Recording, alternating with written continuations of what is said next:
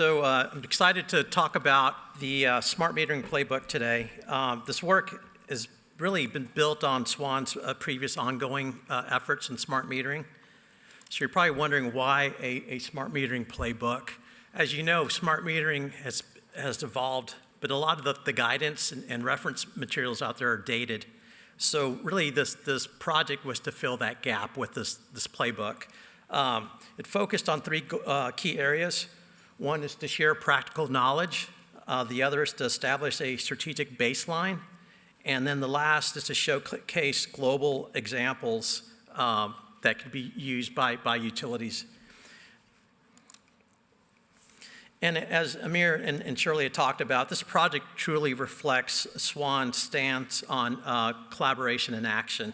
A huge thank you to the diverse group of leaders, case study partners, and the 50-plus utilities that responded to the survey. This truly made the playbook possible. This playbook is designed to help users understand really the what and the why.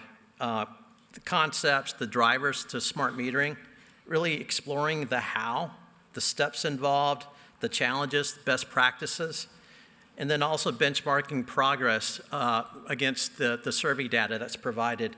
And then finally, it's really learning from real-world case studies that are either AMR, AMI, or hybrid case studies.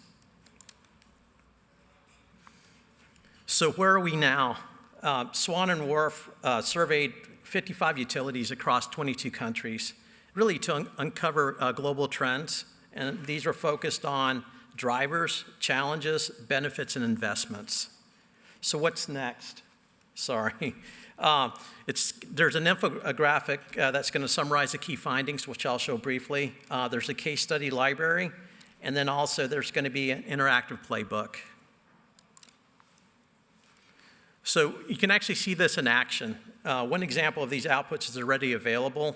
Just scan the QR code, and it'll take you to that page.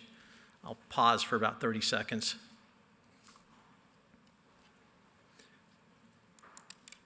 So this is the new infographic that was launched actually today.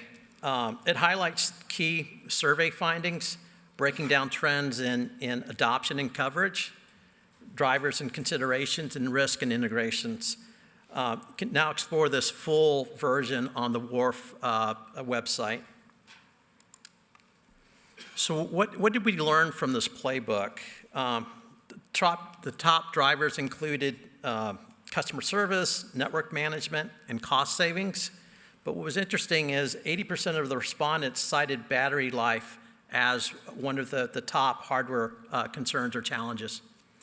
And then also 96% plan to use smart meter data for more than billing.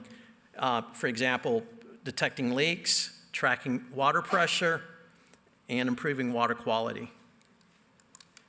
And in closing, I wanted to leave a few takeaways. I think we all understand that smart metering is evolving.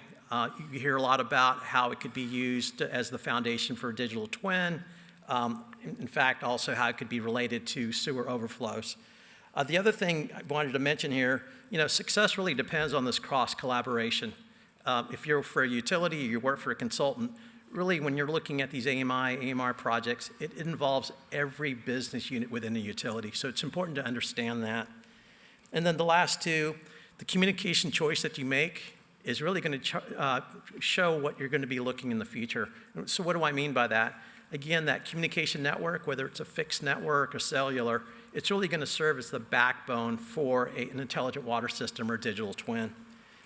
And then finally, and this is probably the biggest one, I think we all understand this, is that data is the core value in AMI, AMR. It's enabling us to look at insights, leak detection, predictive maintenance. And with that, I wanted to thank you again and for the update for the smart metering playbook.